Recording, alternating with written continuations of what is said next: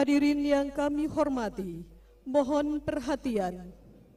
Yang mulia Jumat 15 Desember 2023 untuk ketiga kalinya, Tengku Malik Mahmud Al-Haitar kembali dikukuhkan sebagai Wali Nanggro Aceh ke-9 dalam sidang paripurna DPR Aceh di Banda Aceh.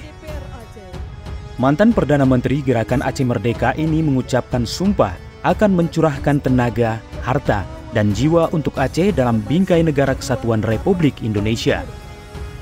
Prosesi pengukuhan pada hari ini didasarkan kepada surat dari Paduka Yang Mulia Wali Nanggro nomor 291/223 tanggal 27 November 2023 tentang penyampaian keputusan Majelis Tua Put Wali Nanggro dan meminta kepada DPR Aceh agar melaksanakan rapat paripurna istimewa dengan agenda pengukuhan Wali Nanggro.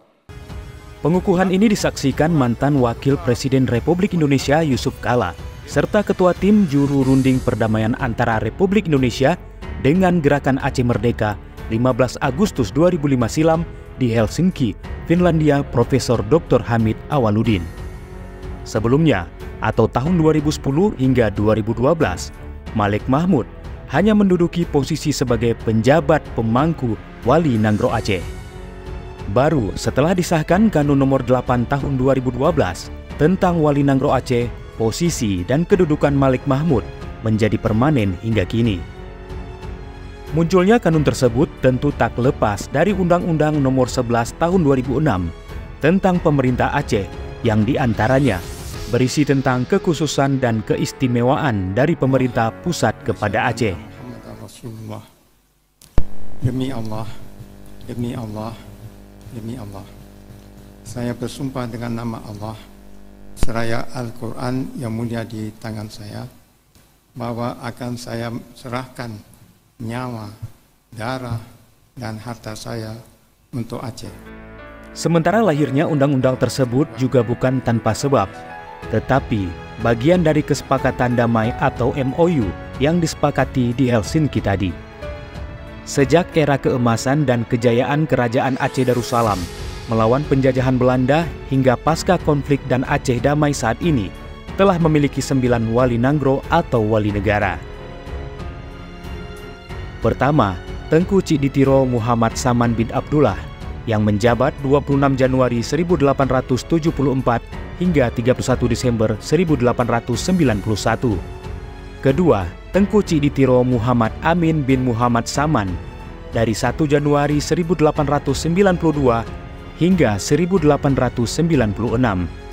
Ketiga, Tengku Cik Ditiro Abdus Salam bin Muhammad Saman dari tahun 1896 hingga 1898. Disusul yang keempat Tengku Cik Ditiro Sulaiman bin Muhammad Saman 1898 hingga 1902. Kelima, Tengku Cik Ditiro Ubaidillah bin Muhammad Saman 1902 hingga 1905. Keenam, Tengku Cik Ditiro Mahjuddin bin Muhammad Saman 1905 hingga 11 Desember 1910.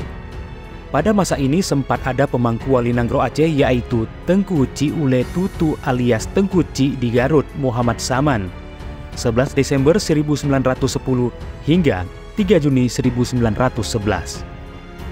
Baru kemudian dikukuhkan kembali Wali Nanggro Aceh ke-7 yaitu Tengku Cik Ditiro Muaz bin Muhammad Amin 4 Juni 1911 hingga 3 Desember 1911.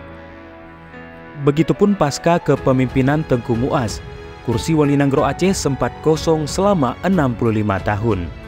Dan baru terisi kembali atau Wali Negara Aceh ke-8 dari 4 Desember 1976 hingga 3 Juni 2010. Di tangan Tengku Hasan Muhammad Ditiro yang juga pendiri Aceh Merdeka. Selanjutnya ke-9 dipegang Tengku Malik Mahmud Al-Haitar sejak 2 November 2012 hingga saat ini.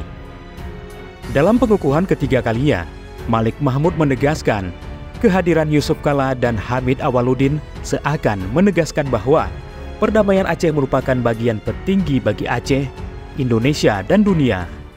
Sebagai Wali Nanggro Aceh dan sekaligus Ketua Juru Runding Gerakan Aceh Merdeka di masa lalu, saya terus melakukan upaya-upaya baik bersifat internal kelembagaan maupun kerja-kerja lainnya bertujuan untuk pembangunan Aceh, khususnya dalam rangka percepatan proses implementasi MOU Helsinki dan UUPA. Sementara itu, Wakil Presiden periode 2004-2009 dan 2014-2019 ini berpesan, marilah kita memajukan Aceh ini dengan semangat kita. Kita tidak bisa maju hanya kebanggaan masa lalu. Tidak ada negara yang maju hanya melihat kebanggaan masa lalu. Selalu yang kita lihat, 5 tahun akan datang apa yang kita ingin capai. 10 tahun ke depan apa yang kita ingin capai. 20 tahun ke depan apa yang kita ingin capai. Generasi muda semua tentu ada mempunyai semangat yang baik di sini. Nah, apa yang disampaikan Yusuf Kala tentu harus menjadi perhatian semua elemen masyarakat Aceh, terutama sinyal peningkatan kualitas sumber daya manusia dan tata kelola sumber daya alam secara mandiri.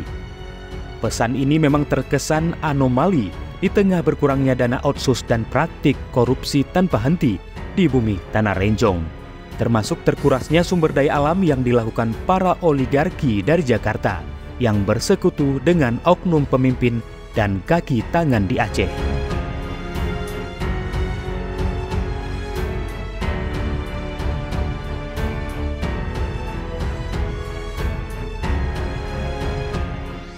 Jangan lupa like, komen, dan subscribe.